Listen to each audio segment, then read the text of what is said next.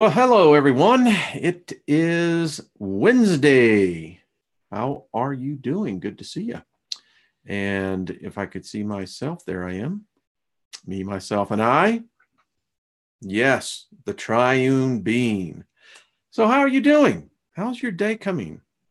Today started out most interesting, I have to admit. Brad, hello. Lucy, good to see you. Sandra D, how are you? Miles, keep your clothes on when you're going out in public. Anna, good to see you.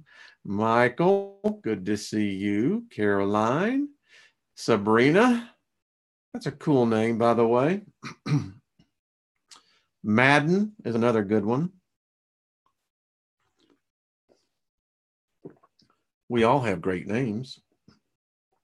Interesting comments on yesterday's program. Yeah, this is why I love doing this. It is the thrill. Right before I came on, I was making my tea and having a conversation with the all. And the all reminded me that when I bought the ticket, that there were going to be more thrills than I could have ever imagined. And I have to say, thus far, he's delivered every part of it. He, she, we know that in Hermetics, that gender is not necessarily male, feminine. That is within everything, that gender actually means generation, regeneration. So there you go. Awakened being, hello, good to see you. Bill, hello. Marcia, welcome. Val, how the heck are you? Sarah Kay, good to see you. So when we think about the whole concept of words, I became aware of this, particularly while I was, an avid believer in the denomination of Christianity. And in that particular vein of doctrine, words we were taught were very important. Of course, it comes attached to all the other legalities that one immerses themselves when you get into a doctrine or a religion. Very legal in it. That's why I made my declaration, if y'all remember when Sovereign Key was on, and we'll get back together on this,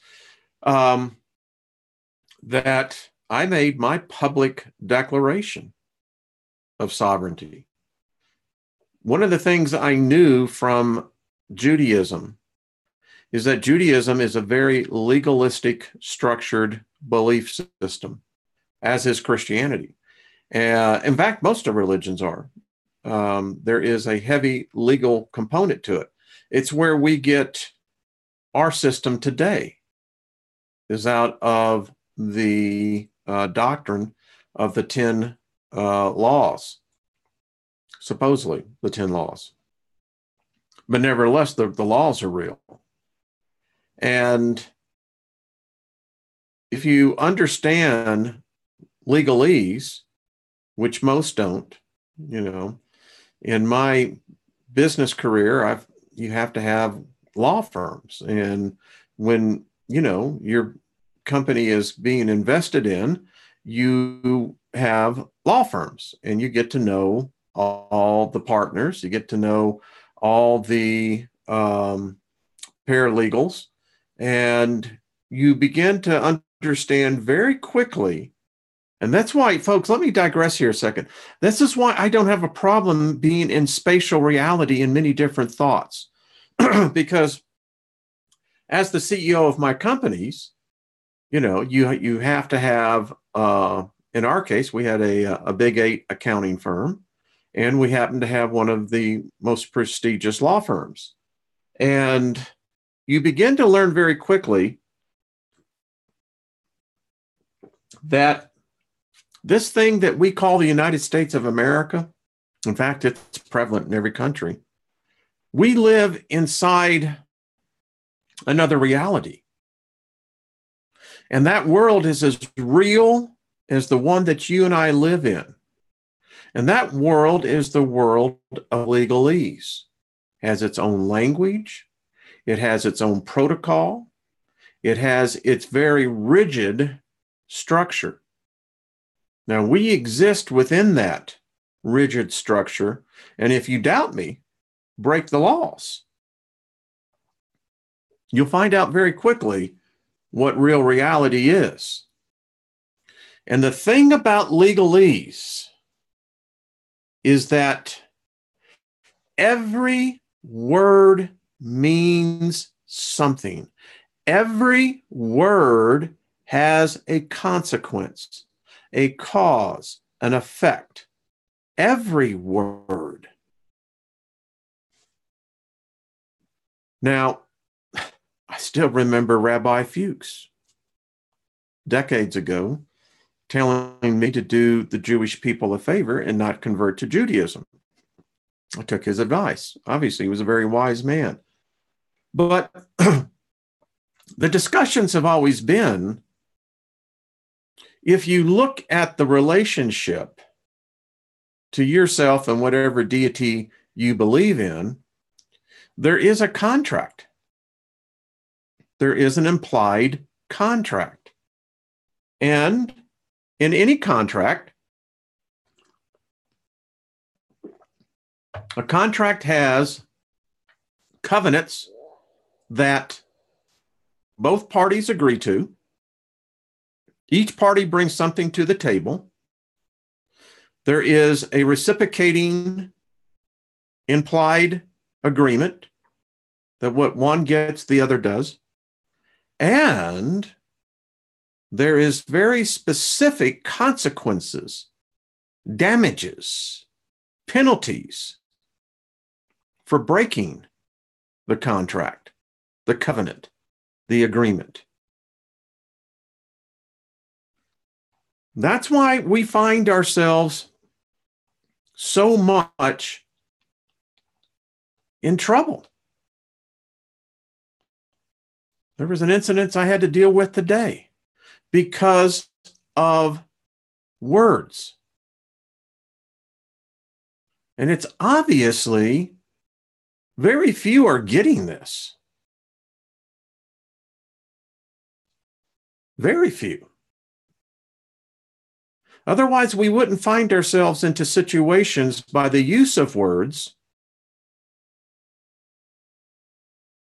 that have very serious effects and consequences. It's the problem most parents have because they were never taught correctly. Parents do more damage to their offspring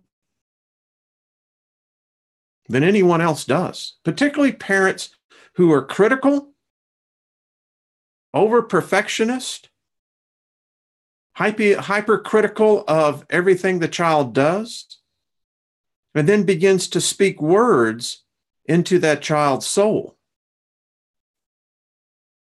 And we wonder why we have such problems today.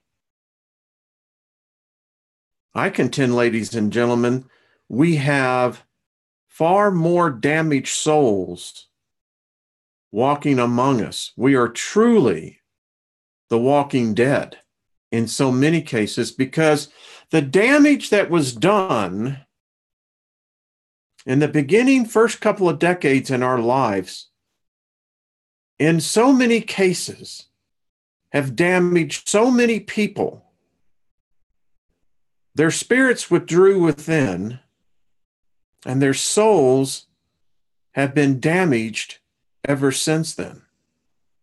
And everything that they perceive, everything that they speak, you can look in their life and you can see exactly what a person believes. It has been said all too often, out of the abundance of the heart, the mouth speaks. It's been said as well, as a person believes, so they are. Now, the great thing about human beings is that we are chameleons. Nature learned from us. I'm convinced on that. Because we can wear many faces, never revealing the true face. You ever heard that expression, well, there it is, a two-faced blah, blah, blah? Well, that's where that expression comes from.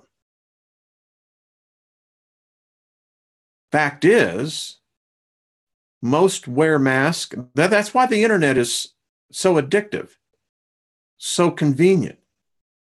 Because for the most part, it allows a complete anonymity that you don't have to be who you really are.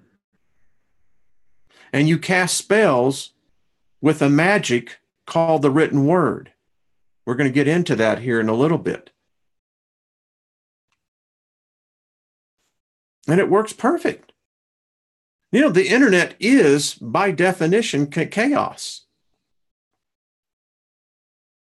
You don't know what to believe. How do you know that's real? Or, I looked it up on the internet, and it said, depending on where its Google ranking was, that's how much truth is applied to it. And today, you millennials are outdated. You know, your Madison Avenue is putting you off to the side because you got Generation Z. And whatever the new generation will come up behind that. Generation Z will be unlike any generation humanity has ever seen, at least in this cycle. They'll be unlike anything we've ever known. We're already seeing it. So, it becomes very critical. As I was saying, I was having a discussion with the all. I do it very regularly. Something's awakened. And the fluidity of the energy is very different. So when you become aware of words, there's different type of words. So let me just do what I do to get their discussion points going. I want to bring some things up here. So I wanted to do the copyright disclaimer. You know, got that in there. Cool. All right. We can read it. All right, fine. All right. There's actually three different, in this temporal reality, and it's very odd how it's always the triune.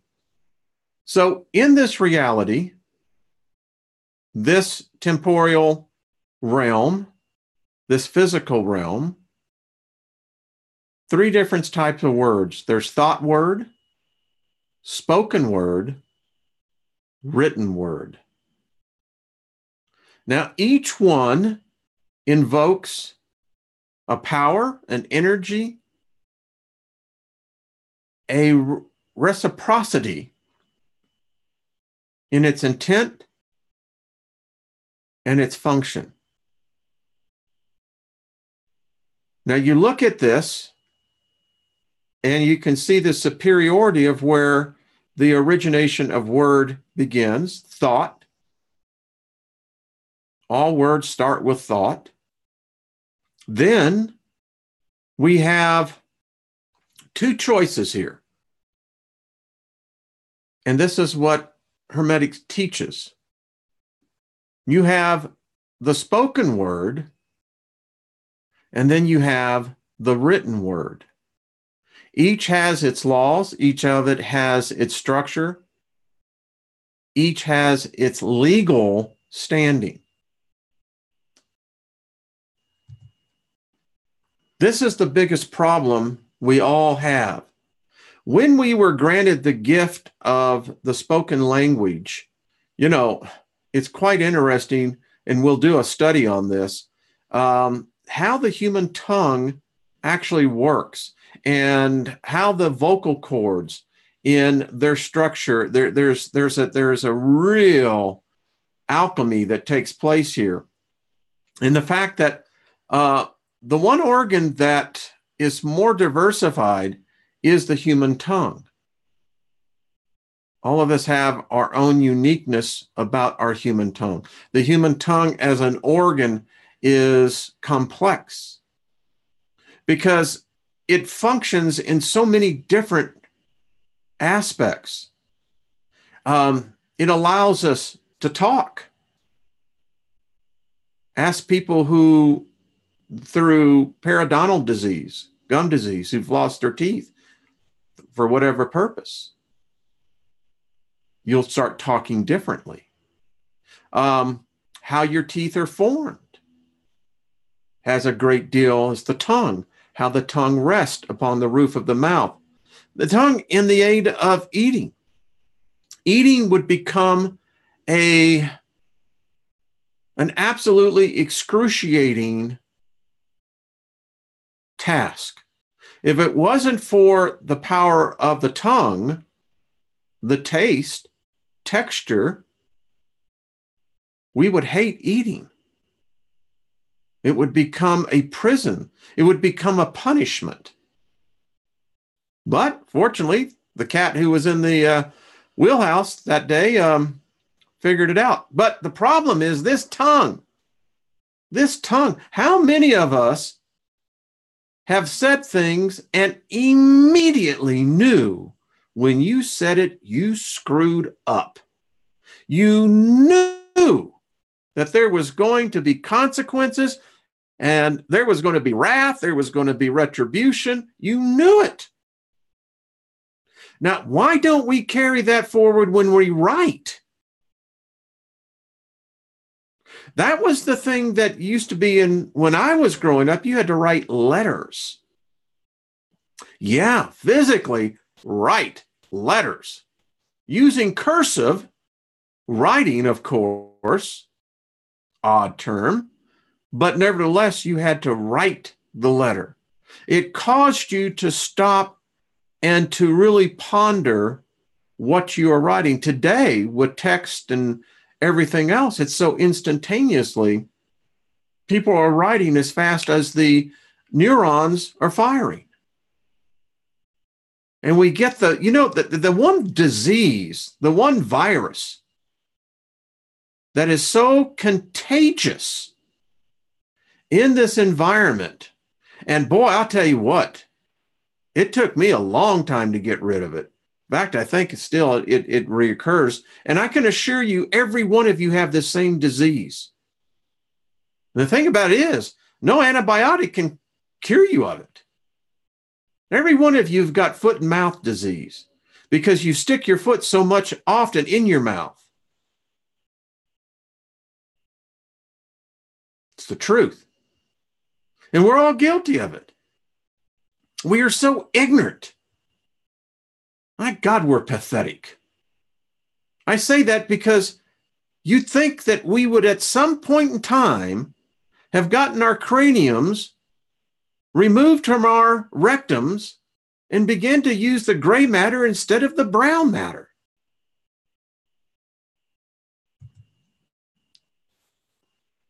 Words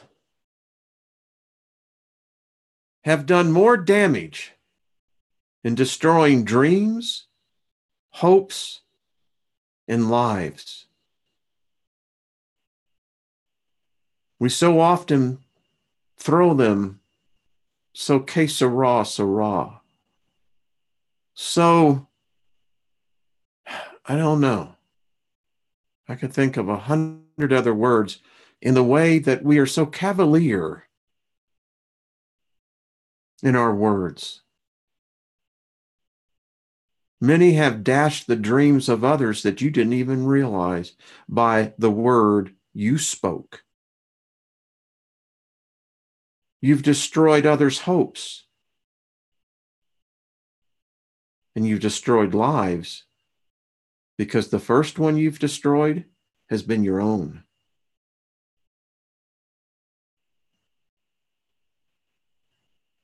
It's just the way it is.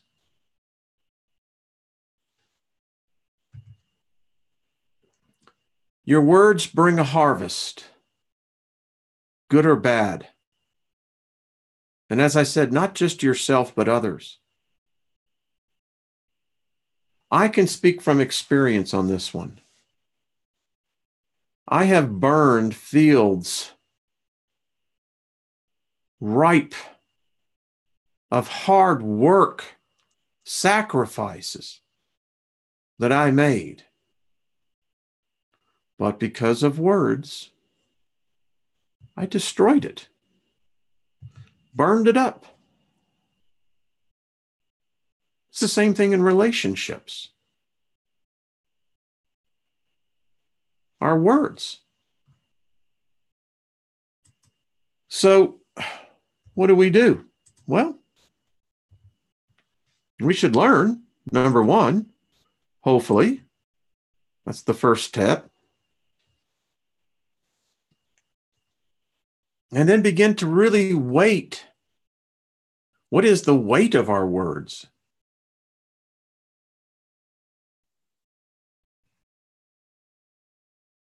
And the thing about it is, words invoke spirits.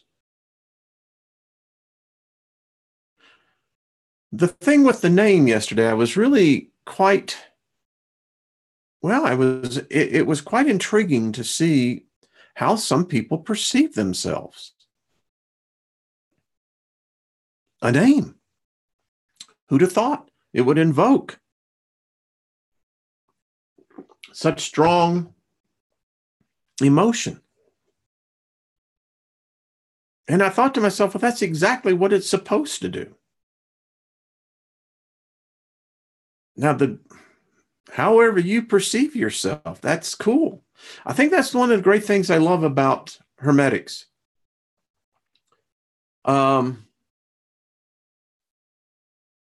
Is that it no longer becomes so rigid that it can't bend. Hermetics teaches that you can be as strong as the cosmos itself, or you can be as brittle as the cosmos can be. And I saw earlier that someone said something, someone else was, saying, well, this person doesn't believe like this. Hear me on this. There are many different paths to the destination. There's no one single path. We all wish that would be the case because it's easier that way. And it certainly, abates the thought of you being by yourself. But in reality, you are. You're going to die by yourself. When you have pain by yourself. You have joy. You have joy by yourself. And when we're in those states of consciousness, and that's what they are, we want to share them, good or bad. My wife is a nurse, and she deals through her career with when people were having pain. What do they want? They want attention. They want empathy. And speaking of empathy, that's the problem us empaths have. Let me tell you something, folks. If I had realized that I was an empath decades ago, I might have figured out why some situations were I got overloaded in the whole energy, the emotion of those around me. When you get in intense situations, why empaths are more impacted than others. Others are just dealing with their stress, their whole thing about themselves. Empaths, not only do we have to deal with our own, we can feel the others. But it gets right back down to it. It's us. It's you by yourself.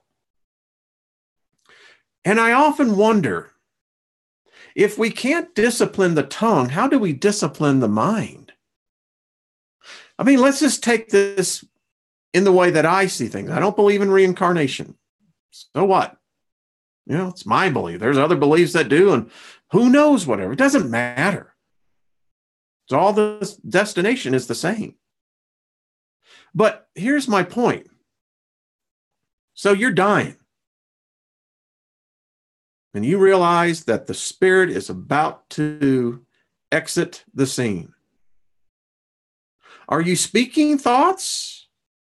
Are your thoughts being spoken? How does that work? Well, I've had several near-death experiences.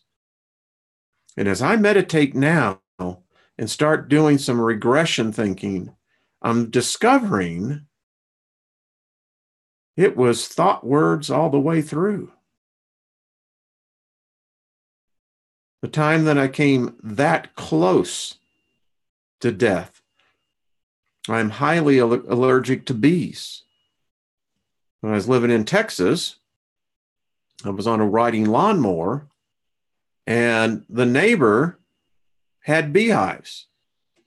Well, unbeknownst to him, that at some point in time that beehive became Africanized. And that fateful mid-morning, I come along on the riding lawnmower. The bees didn't like that. I guess I was stung about over, I don't know how many times, over 30 plus.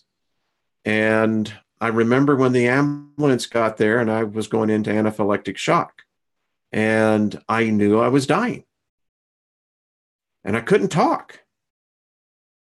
But I clearly could think the words. So thought words have to count. They have to be weighed. It's the same thing with names. Our names have value. They have weight to them. And as I got into yesterday in detail, the problem is most do not believe in their name, and it's very evident.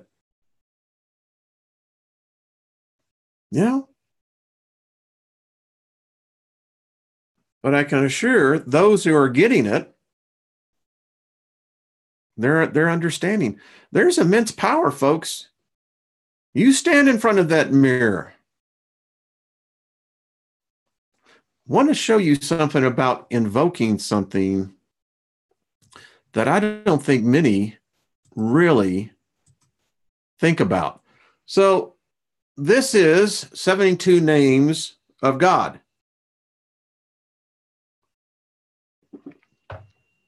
Now look at this. Divine names in Hebrew, the language El, Elohim, Elah, are all three words that mean God or God, big G, small g, according to the person's own concept. Do we all understand that? So often I see people try to proselytize their knowledge, their points of view. You don't need to proselytize us. You can say it in such a manner that is both respectful and you can get your point across. Now, in the Greek language, there's the word theos. That is used for God or gods and also for big G, God. In Latin, the word is deus, is meant for God, small g, or deity, which is derived from the word dios, which refers to the idea of a luminous sky, a shining thing, or some kind of heaven.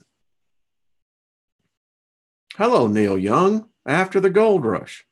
Now, in Common Germanic, also called the Teutonic language before 800 AD, there was a word, gutha, that was used for God. Get this. It meant the invoked being. Guth, single, gutha, pearl. Wow. It meant the invoked being. Are you a being? Sure you are. We all are beings. What are you being here for? What's your being? What kind of being are you? And now you can just go right on with that. And this is just so very cool because when you look at this, again, words. Today it's gotten so complicated that the reality is we do not know what we spell speak. When we start looking at language words, you've got to have a freaking Library of Congress to figure out what the hell you're saying. You tell me that isn't insanity. And even as I talk, there was a paper I read yesterday. We've regressed so much as a species. We're going back to pictographs as a language of communication.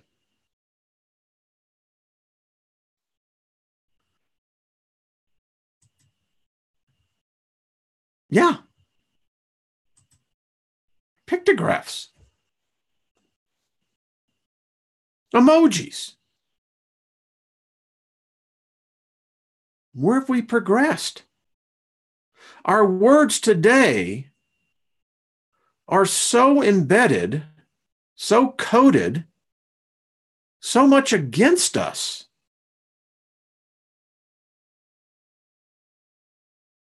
And it's very, very difficult to get yourself unweaved out of this web. There's so many parts to it.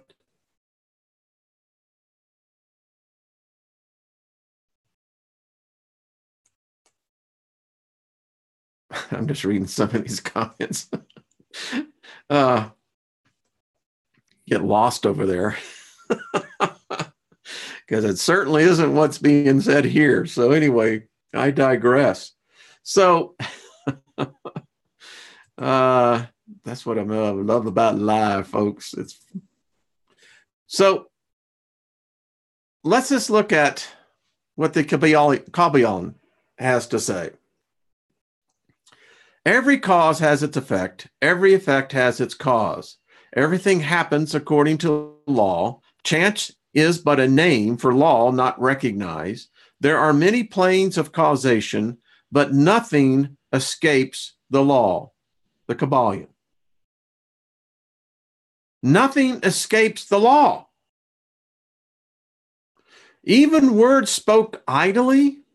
Didn't I read somewhere in the book of Matthew where the master was saying you will be held accountable for every word you have ever spoken?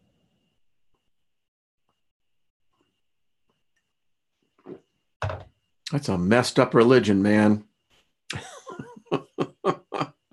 That totally sucks.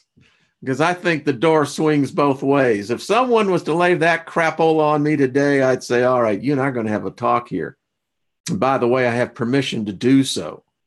So anyway, the great sixth Hermetic principle, the principle of cause and effect, embodies the truth that law pervades the universe, that nothing happens by chance, that chance is merely a term indicating cause existing but not recognized or perceived. I love that. Chance is merely a term indicating cause existing but not recognized or perceived. The phenomena is continuous without break or exception. Think about that one right there. That's what I love about Hermetics. It has the answer. And I don't need an ambiguous coded language to begin to tell me these things. My spirit resonates with this.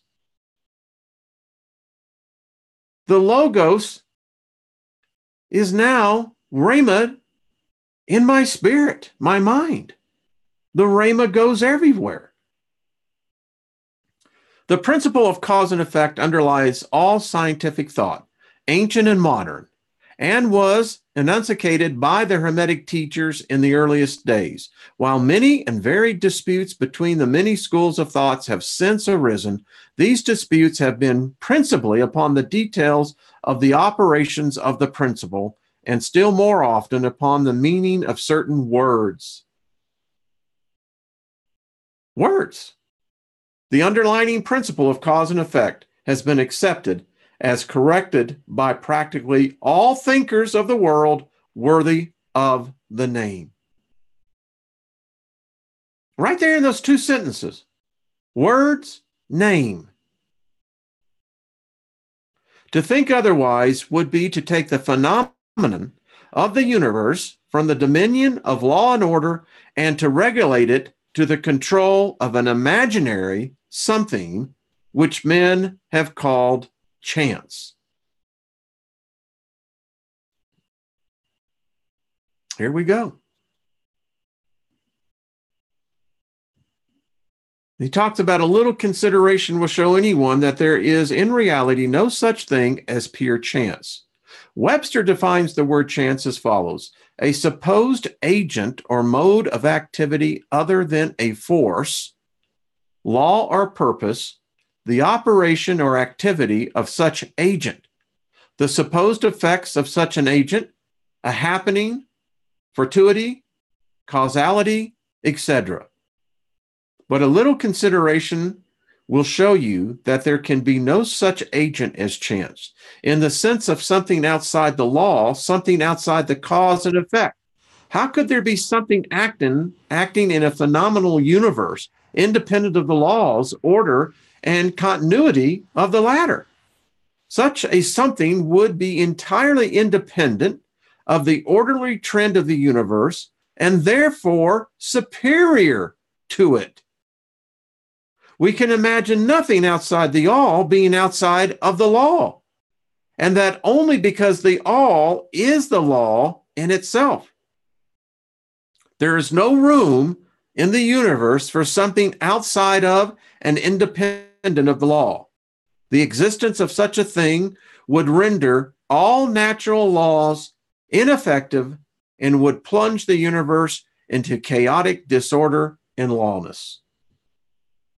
And I'm going to stop there because I got something else to go as well. So, the words.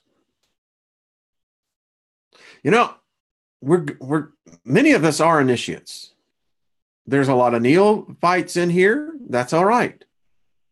You become much more tolerant of opposing views. You know, the thing I could never understand, and I was caught up into it for myself. So, you know, I can criticize myself on this, but that criticism is a mirror to everyone else as well.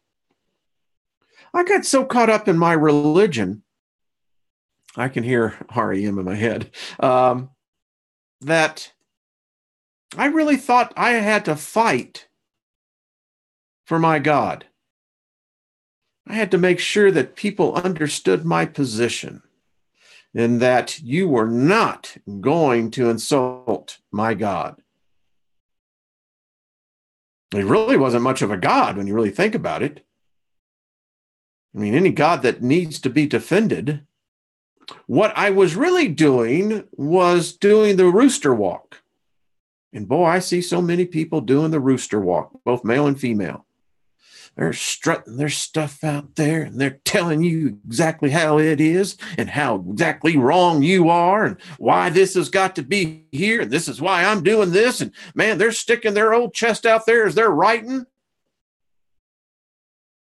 At the same time, they're trying to figure it out just like the rest of us. When people start telling me absolutes, well, tell you what, we got a problem. There are no absolutes. None.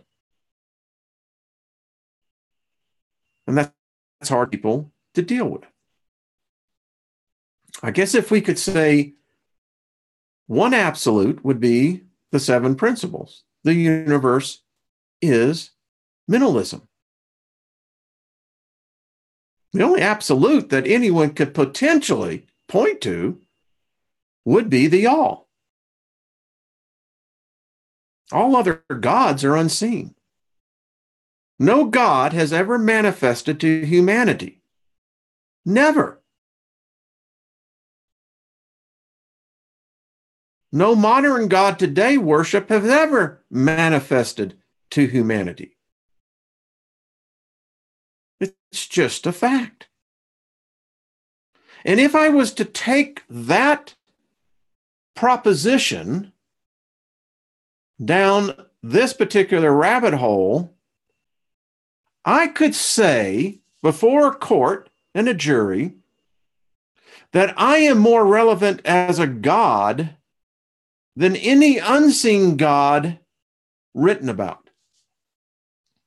Because in this reality, I am manifested.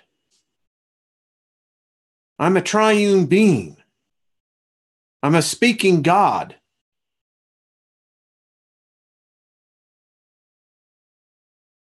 Where am I wrong? I'll look over here. Where am I wrong? How is this in any way sacrilegious? How is this any way heresy?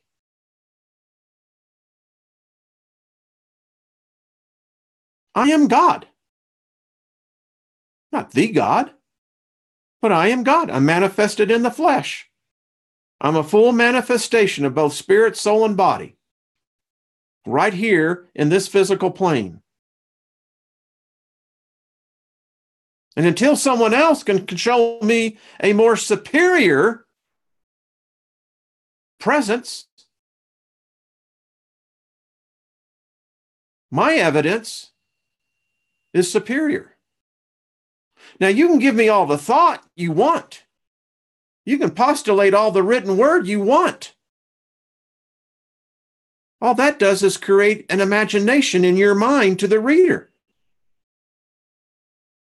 That's why I contend every human being is more superior to any God, at least in this plane.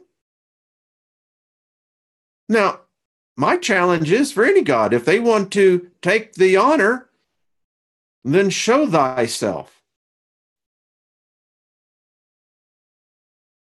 That's why it feels weird for you to speak your name, to look at your image, and to declare your name. You invoke yourself all the time. You just haven't been aware of it.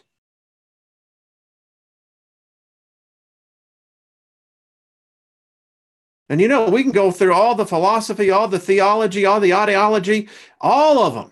The isms, theologies, all of them. It's all mental masturbation at this point.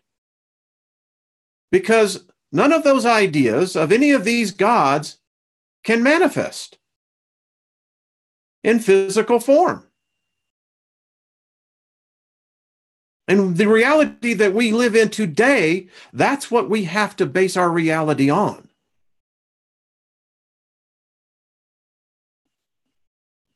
You get pulled over for a speeding ticket. Guarantee you, you will pay or show up. If you do not either, you'll find out about this other reality real quick.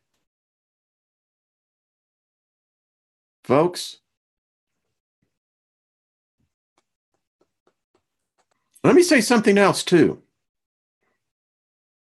Some person said, well, that was my given name. Fine. What name do you identify with? What name are you going to answer to in the next world? People say, well, I have many names. I said that when I was that yesterday. I said, probably have more names than I can imagine. I know this, for over 23,000 days, I've had 23 different thousand lives. That's a fact. The preponderance of the evidence right there would suggest I would have as many names as I've had lives in this cycle.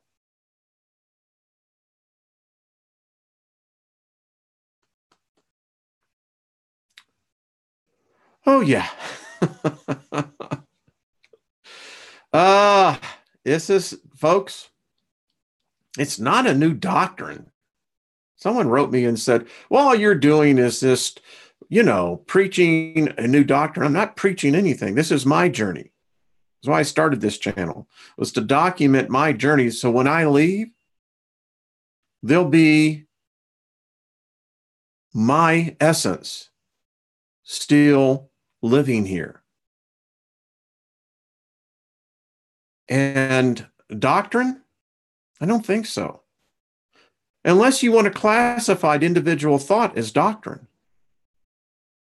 And if that's your definition, then I could see where there would be resemblance in that. But otherwise, really just stating the obvious. It's hard for humanity to consider itself a god. That's our problem.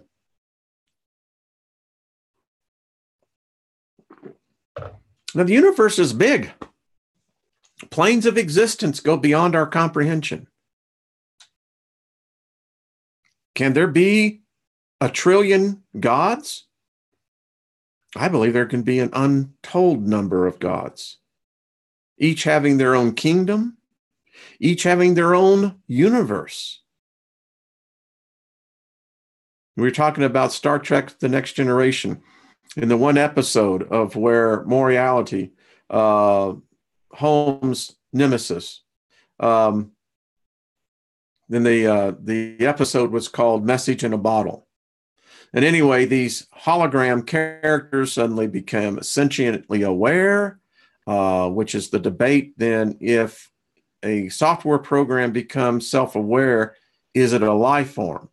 And in the whole thing, you'll have to watch it yourself. The character begins to take over the Enterprise, and they tricked the program by putting it into a world that the characters would live out their lifetime never knowing that they were yet in a hologram of a hologram, that they were, in fact, a hologram. And I think there's good relevance to say that it has a lot of correlation to our voice here.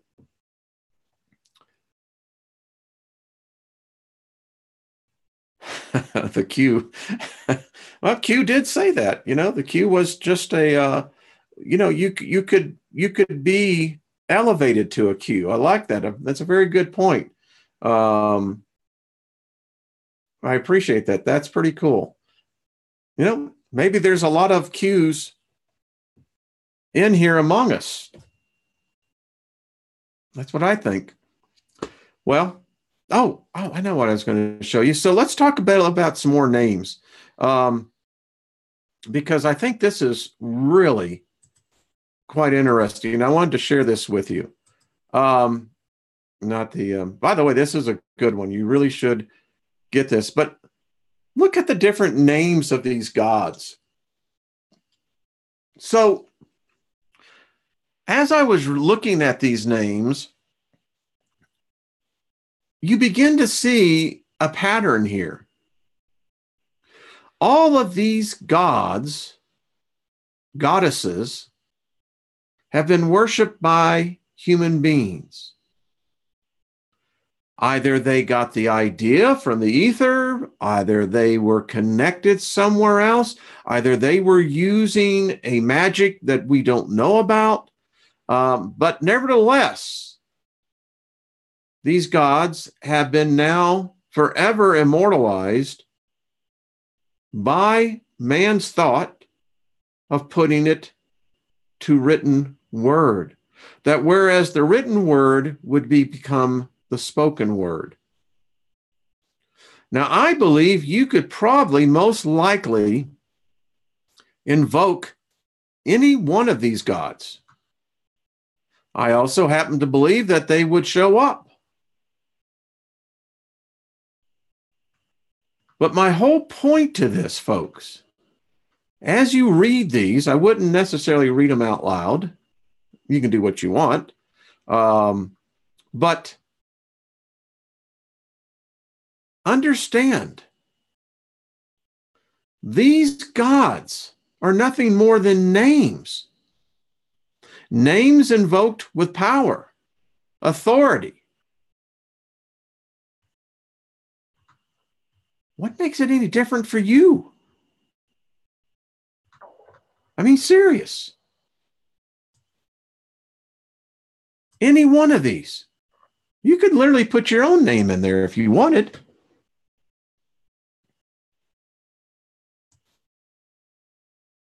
So that's why words become increasingly important. So start speaking your name with authority, with power. Listen, if you don't respect your name and whatever your position is, that's cool. But I take the position, if I don't respect my name, how is anybody else going to respect my name? And once I begin to respect my name, then words become even more interesting. I mean, I'm going to do my little Guthrie imitation. I mean, when you get on the other side, I'm telling you, if you don't want to be over there with no faith or having your faith misappropriated. That's all I'm going to say. All right, folks. Hey, try a little self-respect. I love that. Hey, Madden, that's cool. Again, hey, that's really good. Equicentric. That's cool. I just heard something in my headphones. I'm going to have to play this back. I heard a voice. I just saw what you wrote. Name equals amen. And amen literally translates, so be it. This is great. Like Horton hearing a who. There was something in here. I'm going to tell you what. Now, I don't know what it could have been in here, but I swear it was in there. I don't know.